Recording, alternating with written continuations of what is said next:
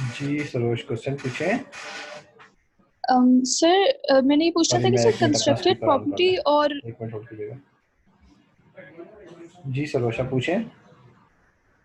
Sir मैंने ये पूछना था कि कंस्ट्रक्टेड प्रॉपर्टी में सिर्फ फ्लैट्स आते हैं, नहीं, घर भी कंस्ट्रक्टेड प्रॉपर्टी होता है। तो फिर sir open plot and constructed property में नहीं आएगा वो घर? घर ओपन प्लॉट नहीं होता। ओपन प्लॉट का मतलब होता है जिसपे कुछ भी कंस्ट्रक्शन ना हो। सही। तो फिर sir open plot and constructed property में क्या आएगा? ये तीन वो दिए हुए ओपन हैं ना प्लॉट अलग है, कंस्ट्रक्टेड प्रॉपर्टी अलग चीज है। कहाँ सर? पे दिया है? सर एक साथ भी दिया हुआ है वो जो 5%, 10%, 15%, 20% वाली चीज है, रेट जो लगाना होता है।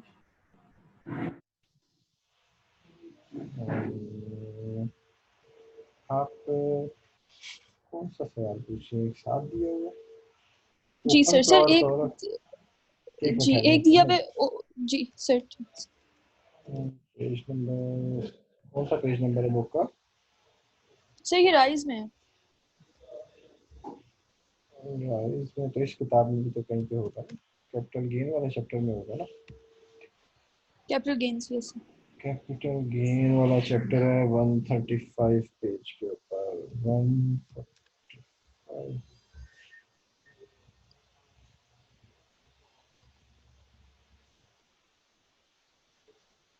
इसमें बताएं क्या क्या चीज है, इकट्ठी क्या चीज ये सर लिखी ये ऊपर सर, ऊपर ऊपर है? ऊपर। ऊपर और ऊपर। जी। बस ये सर ये। हाँ हाँ। सर ये जो दिए हुए ना 5% और ये सब, इसके ऊपर दो और टेबल्स दिए हैं, तो राइस में उसने ये वाला जो टेबल है ना उसको दिया हुआ है कि open plot and constructed property इसलिए दिया हुआ है। इससे ऊपर वाला जो टेबल दिया हुआ है ना बुक में, वो सिर्फ और सिर्फ कंस्ट्रक्टेड प्रॉपर्टी के लिए दिया हुआ है ये वाला, और इससे ऊपर वाला ओपन प्लॉट के लिए दिया हुआ है। देखें यस सर ये। ये जो है ना, ये बड़ी सादा सी बात है।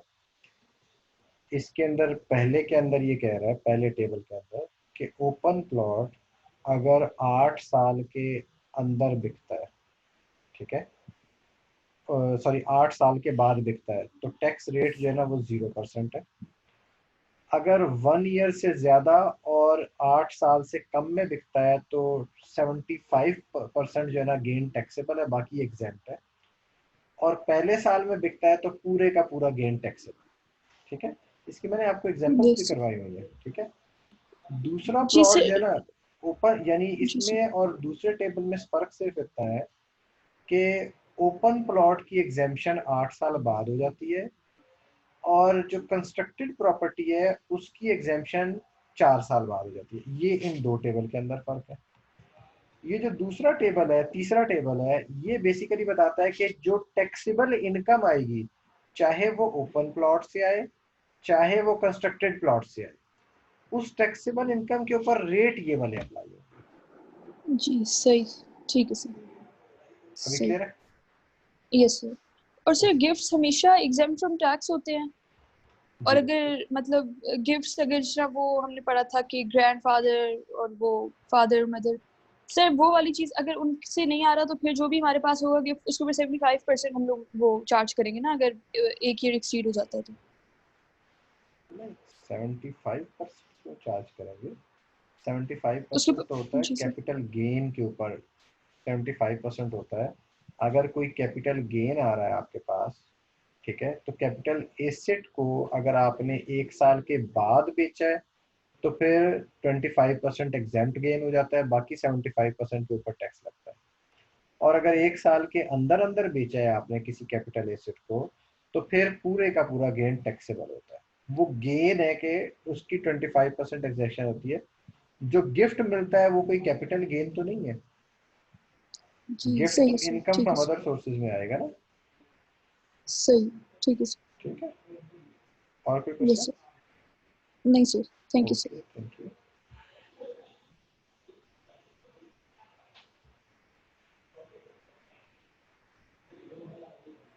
जी सलमान भाई, क्वेश्चन पूछे हैं। अस्सलाम वालेकुम सर। वालेकुम अस्सलाम। सर बस सर ये क्वेश्चन था इसका। सर ये स्पेकुलेशन बिजनेस जो है इसको ज़रा ब्रीफली ज़रा सर समझा दें, मुझे ये समझ नहीं आ रही कि ये बहुत है क्या ब्रीफ इसका। अगर करूँ ना तो स्पेकुलेशन कहते हैं जुए को। अच्छा, नहीं सर, इसमें अब ये लिखा हुआ है कि डिलीवरी नहीं होती, ये समझ नहीं आ रही जुआ कि। यही होता है ना, देखें कि अच्छा डिलीवरी ऑफ गुड्स नहीं है, सिर्फ जी सर। कीमतों का चीज का, मसलन जैसे आपने ये स्टॉक मार्केट में होता है ना, ठीक है, जी सर स्टॉक जी। मार्केट में शेयर्स बेचते या खरीदते नहीं है, ठीक है, या सही आपने सुना सही। होगा प्लॉटों की फाइलों का कारोबार होता है, या जी जी सर। प्राइस बॉन्ड के नंबरों का कारोबार होता है, ठीक है। सही अब सही उनमें प्राइस बॉन्ड लोग नहीं खरीदते या बेचते, ठीक है, या सही प्लॉट भी लोग खरीदते या बेचते, वो एक अंदाजा सही लगाते हैं कि यार फला प्लॉट है, उसकी कीमत बढ़ रही है, तो बस उसके ऊपर ऊपर से नंबर बेच रहे होते हैं। तो ये स्पेकुलेशन बिजनेस, स्पेकुलेशन क्या है, स्पेकुलेट करना, एक सही। एस्टिमेट लगाना कि फला चीज के ऊपर, उसमें actual delivery of goods involve नहीं होगी, सिर्फ एक सही अंदाजे से लगा के, तो जनाब उसकी कीमत, जनाब मैं, जैसे अभी आजकल ये सोने के भाव चढ़ जाते हैं, ये सब स्पेकुलेशन पे चल रहे होते हैं, एक्चुअल डिलीवरी ऑफ गुड्स कहीं होती नहीं है, ठीक है। सही तो जो सही। एक्चुअल ठीक। डिलीवरी ऑफ गुड्स के बगैर कारोबार होता है वो स्पेकुलेशन बिजनेस है। चलिए सर, अच्छा सर, और ये इसका जरा बता दें, फॉरवर्ड कॉन्ट्रैक्ट सर क्या होते हैं? फॉरवर्ड कॉन्ट्रैक्ट होते हैं, ये थोड़ा सा एडवांस टॉपिक है, मॉड्यूल एफ में आप जाके पढ़ेंगे बिजनेस फाइनेंस डिसीजंस के अंदर, मॉड्यूल सही। ई में भी फाइनेंशियल रिपोर्टिंग में थोड़ा सा इसका जिक्र मौजूद है। फॉरवर्ड कॉन्ट्रैक्ट ही ठीक। होता है कि अब मैं आपको आसान लफ्ज़ देखिए, आज डॉलर की कीमत है 170 रुपये, ठीक है। Yes sir. अच्छा, सही मैंने एक पार्टी को फर्ज किया $1 पे करना है, लेकिन आज से 3 महीने बाद मैंने डॉलर पे करना है, ठीक सही। है। अब जनरली क्या होता है कि 3 महीने बाद जब मैं डॉलर पे करने जाऊंगा, रुपयों में नहीं पेमेंट करनी, मैंने पेमेंट किस में करनी है, डॉलर के अंदर, डॉलर। ठीक है। सही। अब मैं ये देखता हूँ कि यार डॉलर तो बहुत तेजी से जा रहा है, तो अगर मैंने 3 महीने बाद डॉलर की पेमेंट करनी है, तो हो सकता है जब 3 महीने बाद डॉलर की पेमेंट का टाइम आए, तो मुझे मार्केट से डॉलर खरीदना पड़ेगा, डॉलर खरीद के उसे पेमेंट करूंगा, तो उस वक्त हो जी। सकता है मुझे डॉलर 200 रुपये का, ठीक है। सही। तो मुझे ठीक। आज अगर मैं डॉलर खरीद के रख लूं तो 170 का मिलेगा, 3 महीने बाद हो सकता है 200 रुपये का मिले। तो ये सही। एक ये एक रिस्क है, रिस्क ऑफ लॉस है ना, ठीक है। इस रिस्क को सही। कवर करने के लिए ऑर्गेनाइजेशंस हेजिंग टेक्निक्स यूज करती है, ठीक है। तो ये ठीक। जो risk of loss of devaluation है ना, इसको कवर यस सर। करने के लिए मुख्तलिफ हेजिंग टेक्निक्स यूज होती हैं, उनमें से एक टेक्निक कहलाती है फॉरवर्ड कॉन्ट्रैक्ट। फॉरवर्ड सही। कॉन्ट्रैक्ट में ये होता है कि मैं आज ही किसी बैंक के साथ ये मुआहदा कर लेता हूँ या किसी फाइनेंशियल इंस्टीट्यूशन से मुआहदा कर लेता हूँ कि भाई आज तो डॉलर 170 रुपये का है, मुझे चाहिए 3 महीने बाद $1 से, ठीक है। सही। लेकिन 3 महीने सही। बाद मैं आपसे 185 रुपये का खरीदूंगा, चाहे उसकी प्राइस 185 से कम हो या ज्यादा हो, मैं आपसे एक सौ सही। पिचासी का खरीदूंगा, ठीक है। सही। तो सही। ये सही। मैं पहले से प्राइस उसके साथ फिक्स कर लेता हूँ, फॉरवर्ड कॉन्ट्रैक्ट उसके साथ कर लेता हूँ, ठीक है। अब सही। सही। फॉरवर्ड सही। कॉन्ट्रैक्ट से मैं एक तरह से, अब मुझे ये तो पता है कि हो सकता है, मुझे तो रिस्क है ना, अब हो सकता है यस सर। 185 से कम पे अगर उस वक्त रेट हुआ तो मुझे लॉस हो जाएगा, but that is the risk I have taken. और अगर 185 से ज्यादा का उस वक्त डॉलर हुआ तो मेरी बचत हो जाएगी। तो मैंने यस अपने सर। रिस्क को जो हेज किया, इस हेजिंग टेक्निक को कहते हैं फॉरवर्ड कॉन्ट्रैक्ट। सही। लेकिन सर ये तो स्पेकुलेशन बिजनेस की तरह नहीं हुआ सर, लेकिन यहाँ पे इसी तरह एक्सेप्शंस भी लिखा हुआ है कि ये यहाँ भी लिख। जी। ये भी तो स्पेकुलेशन, ये इसीलिए तो इसको एक्सपेक्शन कि वैसे तो ये स्पेकुलेशन बिजनेस है, लेकिन उन्होंने हम्म। इसको निकाल दिया स्पेकुलेशन बिजनेस की डेफिनेशन से कि इसको हम इसमें शामिल नहीं करते, अच्छा अच्छा अच्छा, सही है, ठीक है। ठीक है। ठीक है सर। अच्छा, एक और क्वेश्चन है सर, ये इनएडमिसिबल डिडक्शंस हैं, ये इनकम फ्रॉम बिजनेस का। सर इसका ये तीसरा पॉइंट, ये मुझे समझ नहीं आ रही। पहले दो पॉइंट्स तो ये है कि टैक्स डिडक्टेड एट तो तीसरा सोर्स। समझ नहीं आ ये रहा, वो पढ़ के सुनाए। सर ये लिखा हुआ है, any payment on which tax is to be withheld at source हाँ, बट नॉट विदहेल्ड। कोई भी जी सर। पेमेंट जिसके ऊपर आपने टैक्स काटना था, देखें प्रॉफिट एंड जी। लॉस जब बनता है, ठीक है, यस तो सर। प्रॉफिट एंड लॉस में पहले रेवेन्यू आता है, फिर एक्सपेंसेस आते हैं, ठीक है। जी सर। एक्सपेंसेस के अंदर फिर बाइफर्केशन होती है ना, सैलरी का एक्सपेंस है, रेंट का एक्सपेंस है, और मुख्तलिफ किस्म के एक्सपेंस होते हैं, ठीक है? यस तो सर। जब आप एक्सपेंस की पेमेंट करते हैं तो लॉ ने बाज लोगों की ये जिम्मेदारी लगाई है कि वो एक्सपेंस की पेमेंट करते हुए टैक्स डिडक्शन करेंगे, ठीक है। सही। मसलन सही। आपने सैलरी पे करनी है ना, तो अगर एम्प्लॉय की यस सर। सैलरी है 1 लाख रुपया, तो आपने क्या करना है, जैसे आपने वो पढ़ा होगा ना, डिविडेंड मिलता है तो नेट ऑफ टैक्स डिविडेंड मिलता है, यस सर। ठीक है। इसी तरह जब एम्प्लॉय की तनख्वाह 1 लाख रुपए होती है तो एम्प्लॉय को 1 लाख पूरे नहीं मिलते। एम्प्लॉयर क्या करता है, उसमें से जितना उसका टैक्स बनता है वो काट के गवर्नमेंट को जमा करा देता है। फर्ज किया 5,000 रुपए टैक्स बना, गवर्नमेंट को जमा करा देगा, 1 लाख रुपए एम्प्लॉय को। सही। तो ये जब लॉ ने किसी की जिम्मेदारी लगाई है as a withholding agent कि उसने टैक्स डिडक्ट करना है और कोई शख्स वो जिम्मेदारी पूरी नहीं करता, तो लॉ कहता है जैसे कि भाई ये एक्सपेंस अब हम आपको अलाउ नहीं करें। तो अगर फर्ज किया सैलरी है या कोई और एक्सपेंस है जिस पर आपने टैक्स काटना था और उस पर आपने टैक्स नहीं काटा, तो वो एक्सपेंस क्या हो जाएगा, डिसअलाउ, इनएडमिसिबल एक्सपेंस। अच्छा, मतलब अगर टैक्स हमने नहीं दिया तो तब तब जाके हमने डिसअलाउ हो जाएगा। दिया नहीं, हमने टैक्स देना नहीं होता, हमने टैक्स काटना होता है। लोगों की हम्म। पेमेंट में से टैक्स काटना होता सही। ठीक है। ठीक है। है, लोगों की अच्छा पेमेंट में सर, तो से टैक्स काट हम्म, के गवर्नमेंट को जमा करना। ठीक है सर। अच्छा सर, ये तो इसी के अंदर एक और पॉइंट है सर, लिखा हुआ है provided that disallowance in respect of purchase of raw material and finished goods shall not exceed 20% of purchases. Sir ये इसकी मुझे समझ नहीं आई इस हाँ, पॉइंट की। वो ये कहता है कि भाई ये डिसअलाउंस है। अगर फर्ज किया आपने 100 रुपए की परचेजेस की और यस सौ सर। रुपए पे आपने टैक्स काटना था, ठीक है, यस सर। आपने 100 रुपए पे टैक्स नहीं काटा, ठीक है, तो पहली प्रोविजन की रूह से तो पूरा 100 रुपीज इनएडमिसिबल एक्सपेंस हो जाना चाहिए, जी सर। ठीक है। लेकिन लॉ ने रॉ मटेरियल की सूरत में इस जी। इनएडमिसिबल को लिमिट किया है अप टू 20% ऑफ पेमेंट। यानी पूरे के अच्छा। पूरे 100 रुपए इनएडमिसिबल नहीं होंगे बल्कि सिर्फ 20 रुपए इनएडमिसिबल होंगे, ठीक है। सही सही तो सही, अगर ठीक है आपने सर। फर्ज किया 100 रुपए की पेमेंट करनी थी, 80 पे टैक्स नहीं काटा, 70 पे टैक्स नहीं काटा, 30 पे टैक्स नहीं काटा, इनएडमिसिबल कितना होगा, 20 रुपए। और अगर फर्ज किया 100 रुपए की पेमेंट करनी थी और 10 रुपए पर टैक्स नहीं काटा, तो पूरे 10 रुपए इनएडमिसिबल हो जाएंगे। ठीक है सर, सही है। मैक्सिमम अच्छा जो सर। इनएडमिसिबल हो सकता है रॉ मटेरियल की सूरत में वो G twenty ji. Percent of the amount of purchase. सही सही, ठीक है ठीक है। अच्छा सर, बस एक लास्ट ये है कि सर यहाँ भी लिखा हुआ है कि एनी फाइन और पेनल्टी पेड और payable by the person for the violation of any law, ये जो है ना इनएडमिसिबल है। लेकिन नीचे जाके सर यहाँ पे लिखा हुआ है कि payment of taxes, duties, fees और फाइन्स, ये जो है ये एक्सेप्शन है। तो सर एक जगह पे कह रहे हैं कि फाइन्स जो है वो इनएडमिसिबल है और दूसरी जगह पे कह रहे हैं कि एडमिसिबल है। भाई इसकी भी समझ वो नहीं है जो सर। पेमेंट ऑफ फाइन वगैरह है ना, ये उनकी बात हो रही है। जो कैश पेमेंट की बात हो रही है वो अलग क्लॉज है, वो अलग क्लॉज है, ठीक है। यानी अगर आप कोई पेमेंट्स करते हैं ना और यस वो सर। पेमेंट्स गवर्नमेंट की पेमेंट्स हैं और वो गवर्नमेंट की पेमेंट्स आप कैश में पे कर देते हो, ठीक है, यस सर। तो वो डिसअलाउ नहीं होंगी, ठीक है। लेकिन अगर सही। फर्ज किया वो फाइन आपको किसी लॉ रूल रेगुलर, फाइन तो मुख्तलिफ वजूहात से लग सकता है ना, ठीक है। जी सर। तो अगर वो जी। गवर्नमेंट के किसी लॉ रूल रेगुलेशन की खिलाफ वर्जी की वजह से लगा है, तो चाहे चेक से पे करें चाहे कैश से पे करें, वो डिसअलाउ। यानी हर क्लॉज को आपने अलग अलग पढ़ना है। मसलन एक पेमेंट है वो आपने की तो बैंकिंग चैनल से है लेकिन टैक्स नहीं काटा, तो वो टैक्स ना काटने की वजह से डिसअलाउ हो जाएगी। एक पेमेंट है आपने उस पर टैक्स काटा है लेकिन आपने कैश में पेमेंट की है, तो कैश पेमेंट की वजह से डिसअलाउ हो जाएगी। ठीक है, टोटल अरे क्लास में बाद में बात करें, ठीक है। जी सॉरी, जी सर। आप समझ में आई बात। सर मतलब अगर कैश में हम फाइन पे करें तो वो अलाउड है, और अगर नहीं कैश में ना यार, करें तो कैश में क्या क्या कैसी बातें कर रहे हैं मेरी जान। सर ये समझ कैश, नहीं आ रही, ये हाँ इसलिए। देखें, मैं ये कह रहा जी। हूँ कि ये दोनों अलग अलग क्लॉजेज हैं, ठीक है, ये ठीक है। दोनों क्या है, अलग अलग अलग क्लॉजेज अलग हैं।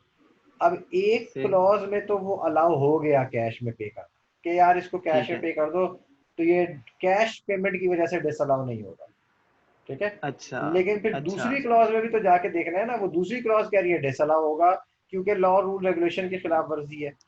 तो अगर वो हम्म। फाइन वगैरह किसी लॉ रूल रेगुलेशन की खिलाफ वर्जी होगा तो फाइन क्या हो जाएगा, डिसअलाउ। डिसअलाउ हो जाओ। ठीक है, चलिए sir, thank you sir. Okay, thank you. Okay जी।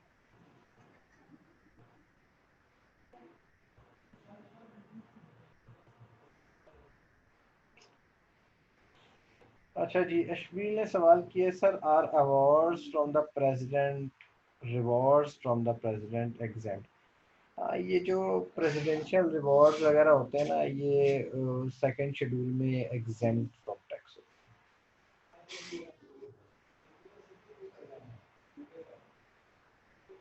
जी अच्छा जी, तो ये आज के सवाल थे आप लोगों के। अब हम अभी मरियम का सवाल है। जी सर मरियम मैंने बस एक क्वेश्चन, पूछे। सर जो है एक एक्सपेंसेस पे किए हैं, पेनल्टी पे की है, तो सर उस पे हम लोगों ने टैक्स विदहेल्ड नहीं किया हुआ। पेनल्टी तो के ऊपर कौन सा टैक्स विदहोल्ड होगा? पेनल्टी तो गवर्नमेंट को पे होती है, उस पर कोई टैक्स विदहोल्डिंग रिक्वायर्ड नहीं सही है सर। होती। ठीक है, लेकिन अगर वो फर्ज किया आपने पेमेंट की है किसी प्राइवेट पार्टी को, ठीक है, अगर वो पेनल्टी गवर्नमेंट की नहीं है बल्कि किसी प्राइवेट पार्टी को की है, तो हो सकता है उस पर टैक्स विदहोल्डिंग रिक्वायर हो, तो फिर उस सूरत में वो डिसअलाउ हो सकती yes sir, thank you sir. है। Thank you.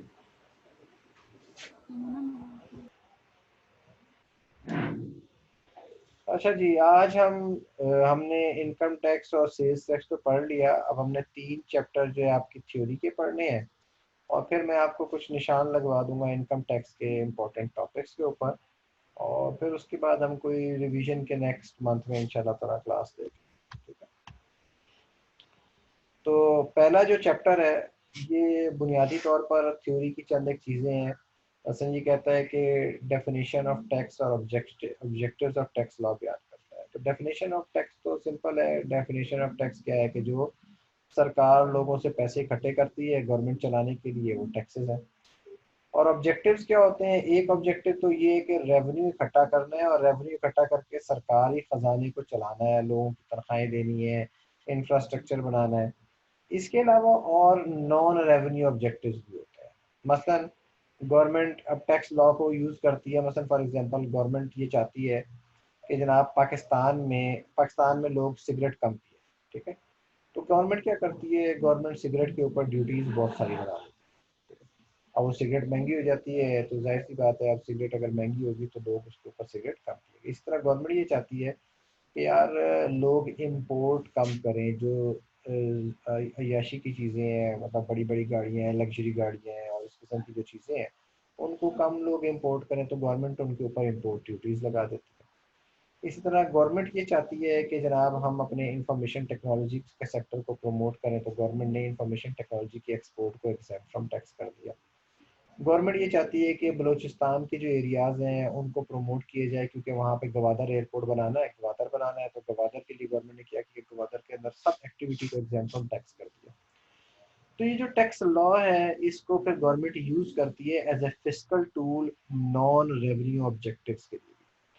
तो ये नॉन रेवेन्यू ऑब्जेक्टिव्स कौन कौन से हो सकते हैं? अब आपने करना ये है कि जब आप रिवीजन करेंगे तो जो भी लॉ की प्रोविजन पढ़ेंगे तो आपने उसका ऑब्जेक्टिव सोचना है कि यार इसका ऑब्जेक्टिव रेवेन्यू है या इसका कोई और ऑब्जेक्टिव भी है। मसलन अभी किसी ने सवाल पूछा था कि भाई ये कैश पेमेंट वाला ना, तो कैश पेमेंट से गवर्नमेंट मना करती है, गवर्नमेंट कहती है बैंकिंग चैनल से पेमेंट करो। तो उसका क्या मकसद है? उसका मकसद है कि जनाब डॉक्यूमेंटेशन ऑफ इकोनॉमी की जाए, ठीक है, इकोनॉमी को डॉक्यूमेंट किया जाए, ज़्यादा से ज़्यादा चीज़ें जो है वो डॉक्यूमेंटेशन में आए। तो इस तरह से ये जो आपके पास एक टेबल दिया हुआ है इसे आप पढ़ लें, इसके अंदर मुख्तलिफ चीज़ों के मुख्तलिफ ऑब्जेक्टिव गिवन है, लेकिन इस टेबल को याद करने से आपका एग्जाम में सवाल सॉल्व नहीं होगा। एग्जामिनर ये टेबल एज इट इज़ नहीं पूछेगा, वो मुख्तलिफ आपके एग्जाम में ना प्रोविजंस देगा, और उन प्रोविजंस को वो पूछेगा कि इन प्रोविजंस का क्या मकसद है, रेवेन्यू है नॉन रेवेन्यू है। अगर रेवेन्यू नॉन रेवेन्यू ऑब्जेक्टिव है तो क्या ऑब्जेक्टिव है फिर इसका? तो आपने अब जब आप टैक्स लॉ को रिवाइज करेंगे तो आपने हर प्रोविजन के बारे में ये सोचना है, क्योंकि ये आपके पास एग्जाम में 4, 5, 10 नंबर का सवाल आ सकता है कि वो आपको एक लिस्ट दे दे कि ये लॉ की प्रोविजंस हैं, इन प्रोविजंस के ऑब्जेक्टिव्स क्या हैं। ये अदर वे राउंड भी हो सकता है। मसलन वो आपको कहे कि जनाब गवर्नमेंट ने एक जो है ना टीचर रिसर्चर्स को प्रमोट करने के लिए या उनके एजुकेशन को प्रमोट करने के लिए या एम्प्लॉयमेंट को प्रमोट करने के लिए क्या क्या राहतें दी हुई है। या वो कह सकता है कि जनाब गवर्नमेंट ये चाहती है कि अप्रूव्ड इदारों को डोनेशंस दी जाए, उसके लिए कौन सी प्रोविजन इस्तेमाल करती है गवर्नमेंट? तो आप कहेंगे कि जनाब अप्रूव्ड इदारों को डोनेशन दी जाए, इसके लिए गवर्नमेंट ने ये किया हुआ है कि सेक्शन 61 में गवर्नमेंट ने कहा है कि जो अप्रूव्ड इदारों को डोनेशन देगा उसको टैक्स क्रेडिट मिलेगा। तो यानी एक ये हो सकता है वो आपको प्रोविजन दे दे और आपको उसके ऑब्जेक्टिव बताने हो, दूसरे वो आपको ये कर सकता है कि आपको ऑब्जेक्टिव दे दे और आपसे उसकी प्रोविजन पूछे कि कौन सी प्रोविजन रेलेवेंट है। तो ये आपको अब सारी प्रोविजन इस तरह से ध्यान में रखनी होगी कि किस प्रोविजन का क्या फ़ायदा या नुकसान है।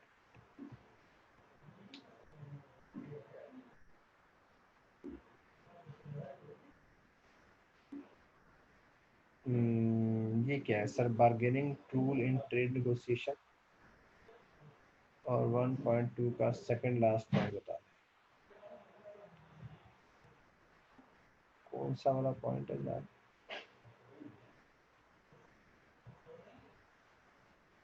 वन पॉइंट टू लिखा हुआ है।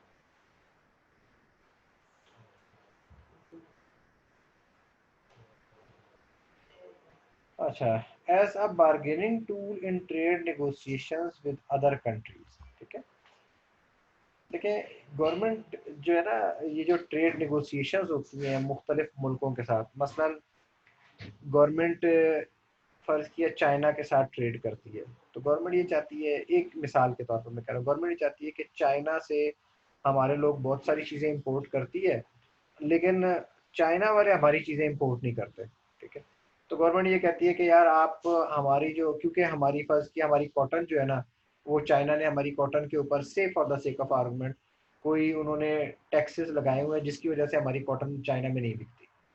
तो गवर्नमेंट ये कहती है कि भाई मेरी जो कॉटन आपके मुल्क में एक्सपोर्ट हो रही है, उस कॉटन के ऊपर से अपने मुल्क में टैक्सेस ख़त्म करो और मैं अपने मुल्क में तुम्हारी चीज़ों की इंपोर्ट के ऊपर टैक्सेस ख़त्म कर दूँगा। तो इस तरह ये है कि हमारी भी चीज़ें प्रमोट होंगी आपके मुल्क में और आपके मुल्क में हमारी चीज़ें प्रमोट होगी। तो ये एक रेसिप्रोकल अरेंजमेंट हो जाता है। तो ये ट्रेड नेगोशिएशंस के लिए इस तरह इस्तेमाल करते हैं। दूसरा आपने कहा 1.2 का second point, to use as a tool for implementation of policies. अब गवर्नमेंट की मसला मुख्तलिफ पॉलिसी है, जैसे अभी मैंने आपको बताया था कि गवर्नमेंट ये चाहती है इंफॉर्मेशन टेक्नोलॉजी जो है उसके सेक्टर को प्रमोट किया जाए, या गवर्नमेंट एज ए पॉलिसी ये चाहती है, अब जैसे ये कोविड आया था तो गवर्नमेंट ने ये पॉलिसी बनाई कि यार कोविड के अंदर जो है ना, वो गवर्नमेंट चाहती थी कि ज़्यादा से ज़्यादा लोगों को रिस्ट्रिक्ट किया जाए कि वो लोग जो है ना मास्क इस्तेमाल करें। ठीक है, तो गवर्नमेंट ने ये पॉलिसी जब बना दी तो इस पॉलिसी को इम्प्लीमेंट कैसे करना है, गवर्नमेंट ने क्या किया, उस मास्क की इंपोर्ट के ऊपर टैक्स को एग्जेम्प्ट कर दिया। ठीक है, तो इस तरह अब वो गवर्नमेंट अपनी पॉलिसी के इम्प्लीमेंटेशन के लिए एज ए टूल उसको यूज किया है टैक्स को। आई होप बात आपको समझ में आ गई है।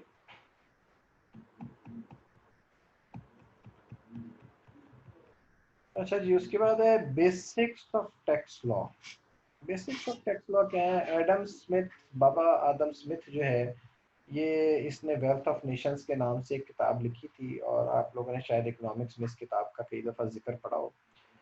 ये कैपिटलिस्ट इकोनॉमी के लिए एक जो है ना बेसिक बुक है, जिसमें वो बताता है कि इकोनॉमी किस तरह से वर्क करेगी, और उसने वहीं पर बताया कि टैक्सेशन का काम कैसे होगा। तो टैक्सेशन में वो कहता है कि टैक्सेशन के 4 प्रिंसिपल्स हैं: equality, certainty, convenience of payment और इकोनॉमी ऑफ कलेक्शन। इक्वालिटी का मतलब है कि जैसी इनकम सबके ऊपर टैक्स जो है ना इक्वली लागू किया जाए। ठीक है, यानी अगर किसी की इनकम 100 रुपये है तो वो अपनी इनकम के प्रोपोर्शन से टैक्स दे, किसी की इनकम लाख रुपए है तो वो अपनी इनकम के प्रोपोर्शन से टैक्स दे।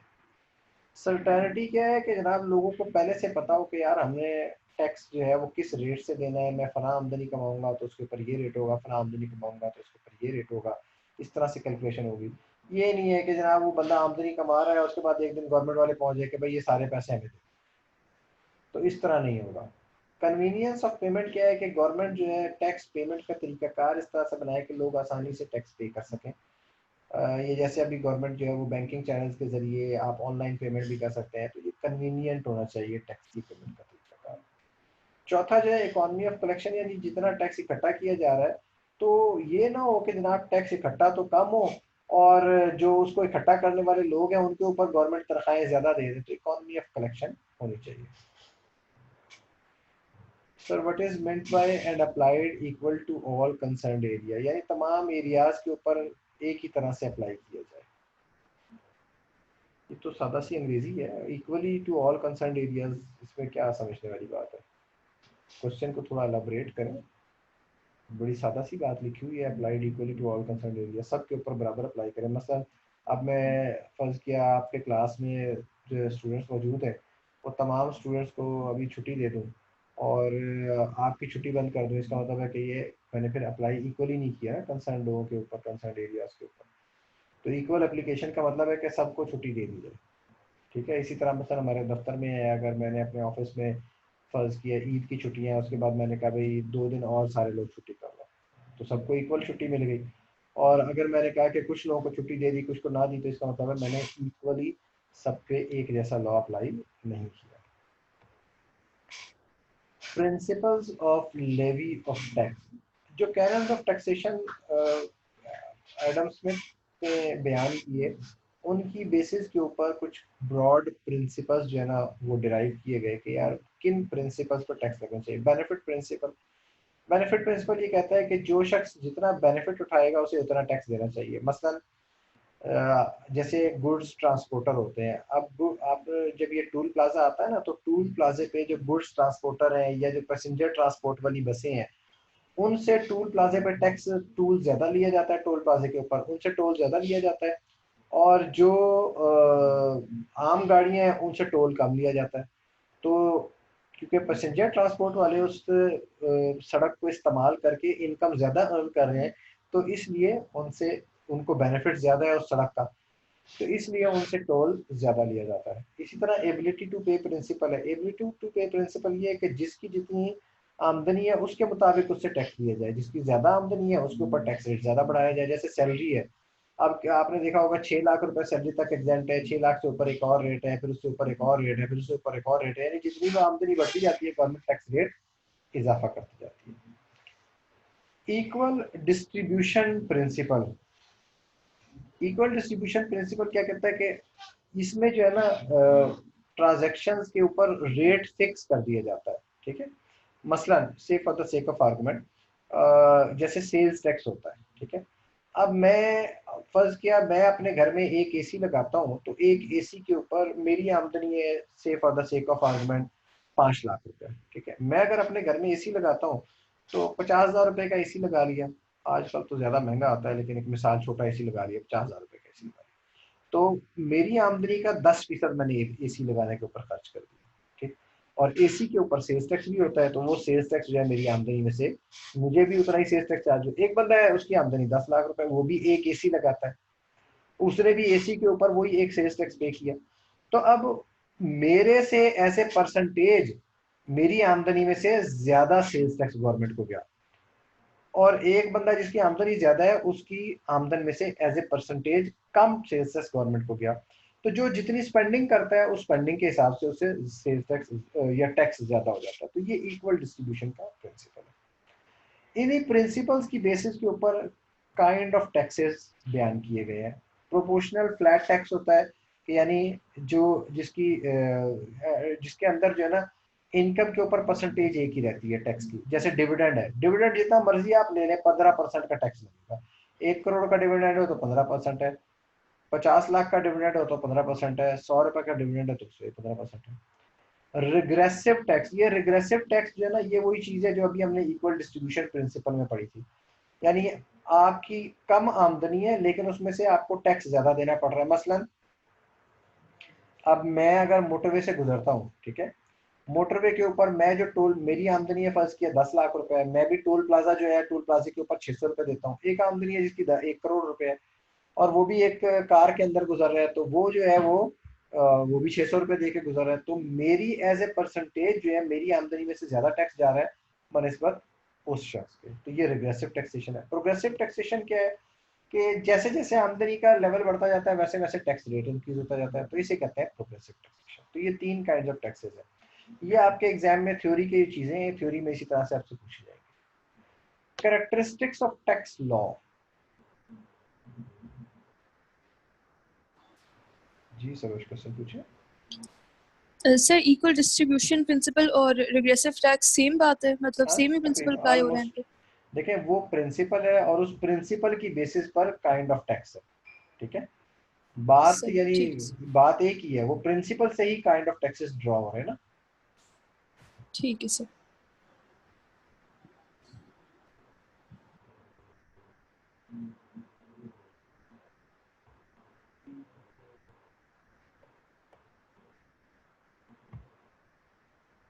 अच्छा जी, कैरेक्टरिस्टिक्स ऑफ टैक्स लॉ। अब ये जो प्रिंसिपल्स हैं, ये जो कैनन्स हैं और ये जो काइंड ऑफ टैक्सेस हैं, इससे कैरेक्टरिस्टिक्स ऑफ टैक्स लॉ में पता लगता है। टैक्स लॉ के कैरेक्टरिस्टिक्स क्या है? Tax is an enforced contribution, जबरदस्ती लिया जाता है, प्यार मोहब्बत से कोई टैक्स नहीं होता। Tax is generally payable in cash, bank, यानी गवर्नमेंट को आप पैसों में टैक्स पे करते हैं। ये नहीं है कि गवर्नमेंट से मैं कहूँ यार ये मेरे पास तो कुर्सियां पड़ी हैं, कुर्सियां उठा के ले जाओ, तो गवर्नमेंट आपसे कहे कुर्सियां नहीं, कुर्सियां बेच के तो मुझे पैसे ही दो, कैश दो। तो आप टैक्सेस जो है वो कैश की सूरत में होते हैं, बैंक की सूरत में। Tax is proportionate in nature, यानी वो एबिलिटी टू पे प्रिंसिपल अप्लाई होना चाहिए टैक्स के ऊपर जनरली। फिर टैक्स किसके ऊपर लेवी होता है? टैक्स इनकम पर लेवी होता है, ट्रांजेक्शन पे लेवी होता है, प्रॉपर्टी के ऊपर लेवी होता है। और टैक्स जो है जिस जुरिस्डिक्शन में आप होते हैं उस जुरिस्डिक्शन की अंदर टैक्स लेवल है। मसलन मैं पाकिस्तान में हूँ तो पाकिस्तानी गवर्नमेंट टैक्स लगाती है। मैं जो इनकम अगर फर्ज किया कोई सऊदी अरब से अर्न करूंगा तो सऊदी अरब की गवर्नमेंट टैक्स लगाएगी। मैं इनकम अगर यूएई में अर्न करूंगा तो यूएई की गवर्नमेंट टैक्स लगाएगी। तो यह जिस कंट्री की जुरिस्डिक्शन होती है वहाँ का लॉ अप्लाई हो जाता है। और टैक्स लेवी कौन करता है? लॉ मेकिंग बॉडी, यानी पाकिस्तान में लॉ मेकिंग बॉडी कौन है? पार्लियामेंट। तो पार्लियामेंट जो है वो टैक्स लेवी करती है। Tax is levied for public purposes, यानी टैक्स का मकसद क्या होता है कि आवाम के फायदे के काम करना, आवाम के लिए सेहत की सहूलियात फराम करना, उनको इंफ्रास्ट्रक्चर फराम करना, उनको एजुकेशन फराम करना, ये तमाम टैक्स के मकासद होते हैं। Principles of sound tax system, ये और इसमें और इन कैरेक्टरिस्टिक्स में और पीछे जो बातें पढ़ी हैं इनको खास रखनी है। आप थ्योरी को एक नज़र हेडिंग्स के साथ पढ़ेंगे तो आपको पता लग जाएगा, लेकिन कोई क्वेश्चन है तो मुझसे पूछ लीजिए। Introduction to different tax laws of Pakistan. दो किस्म के टैक्सेस होते हैं, एक डायरेक्ट टैक्सेस है और एक इनडायरेक्ट टैक्सेस है। डायरेक्ट टैक्सेस क्या है?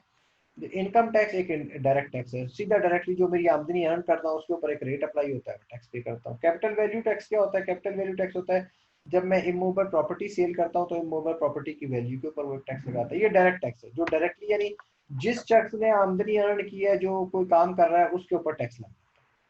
और इनडायरेक्ट टैक्स क्या है? इनडायरेक्ट टैक्स जो है वो गवर्नमेंट लेती तो एंड कंज्यूमर से है, लेकिन दरमियान में एक वैल्यू चेन के जरिए गवर्नमेंट के पास पहुंच रहे होते हैं। जैसे मैंने आपको सेल्स टैक्स का वो एक हायरार्की समझाई थी, इसी तरह कस्टम ड्यूटी है। अब अगर आप फर्ज किया आप अगर कोई लैपटॉप खरीदते हैं तो लैपटॉप के ऊपर गवर्नमेंट आपसे कस्टम ड्यूटी भी होती है, फेडरल एक्साइज ड्यूटी भी होती है, सेल्स टैक्स भी होता है। पेट्रोल आप गाड़ी में डलवाने के लिए जाए, पेट्रोल मोटरसाइकिल में डलवाने के लिए जाए तो 100 रुपए का पेट्रोल होता है, उसमें 58 रुपए की तो ड्यूटीज होती है।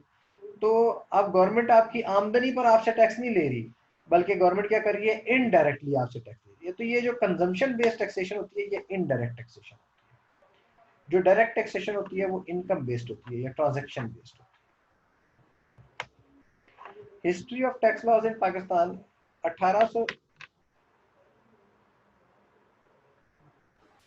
जी क्वेश्चन पूछे सर सेल्स टैक्स में एक बात लिखी हुई है सर, वो उसके बारे में मैंने क्वेश्चन पूछना था। पूछे। सर ये पहला पॉइंट है कि all goods imported into Pakistan payable by the importers. Sir लेकिन ये तो कस्टम ड्यूटी नहीं होती। जो जब गुड्स इंपोर्ट होती है ना उस टाइम कस्टम ड्यूटी भी लगती है और सेल्स टैक्स भी लगता है। तो ये कस्टम, अच्छा इसके अलावा कस्टम ड्यूटी के अलावा है ये? जी जी बिल्कुल। ठीक है। और सर सेकंड पॉइंट में जो लिखा हुआ है in the course of furtherance of any business, इसका क्या मतलब है sir? Furtherance of any business का मतलब है कि अपने कारोबारी, जैसे आप घर में रहते हैं ना, ठीक है, घर में कभी ऐसा हुआ है कि जैसे घर में ये अखबार रद्दी वगैरह जमा होते हैं तो उस रद्दी वगैरह का क्या करते हैं? जी सर। घर में कभी जैसे चीज़ें ख़राब हो जाती हैं, रद्दी की आइटम्स होती हैं, अखबार वगैरह होते हैं, कॉपियाँ किताबें होती हैं, तो वो रद्दी बेच देते हैं ना। या जो जी वो सर। ये जो डब्बे वगैरह पड़े होते हैं, बोतलें पड़ी होती हैं, किसी को दे देते हैं, तो वो कोई आप बिजनेस तो जी नहीं सर। कर रहे होते हैं ना, तो इसलिए उसके ऊपर सेल्स टैक्स भी नहीं होता। लेकिन जो शख्स इन चीज़ों को कारोबारी तौर पर बेच रहा होता है उसको सेल्स टैक्स भी देना पड़ता है। तो ये ठीक होता है, है सही sir. Furtherance of business activity. ठीक है। ठीक है सर।